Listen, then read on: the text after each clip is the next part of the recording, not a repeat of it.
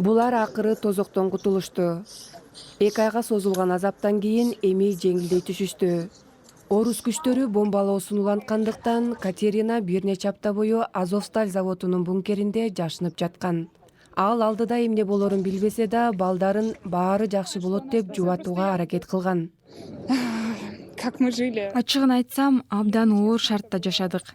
Эртеден кечке артиллерия, ракеталар атылып, аба чабуулдары жасалды. Балдарыбыз уктай албай ыйлап жатышты. Алар да биз да коркуп калдык. Бир нече жолу ал жерден чыгарыбызга үмүтүбүздү үзүп койгон элек. Биз акыры Украина тарапка өткөнүбүзгө чексиз кубанычтабыз. Бул аялдар жана балдар 60 күндөн ашуун убакыт караңгыда калып, Украина аскерлери берген азык-түлүк менен жан сакташкан. Аларды бошотуп алуу аракети оор жана татаал болду. Биз күн сайын ушул күнүбүз бул тозоктогу акыркы күн болсо экен деп тыныч жаткан Мариупольго үйүбүзгө кайтсак деген үмүт менен жашадык. Бирок ал азыр талкаланыптыр.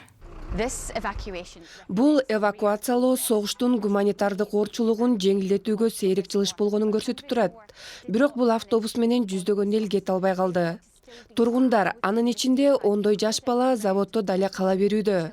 Аларды бошотуу үчүн сүйлөшүүлөр дале жүрүп жатат.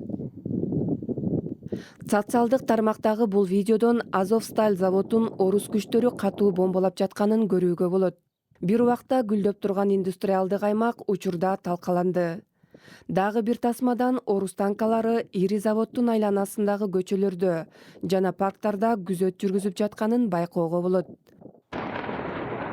Мариуполдо азырда 100гө жакын адам жашап жатканы айтылууда.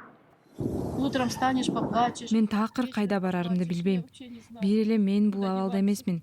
Элестеткиле баары сынып, талкаланып жатат. Адамдар эми кайда барат? Бул жерде кенедей балдары менен жашап жаткандар да бар. Сидят с манежем и двое детей. Менин башка барар жерим жок. Всем уехала. Куткарылган адамдардын жүзүндө үмүт пайда болуп, акыры ысык тамак жешүүдө. Көп өмүрлөр сакталды, бирок дагы көптөгөн өмүрлөр кыл учунда турат.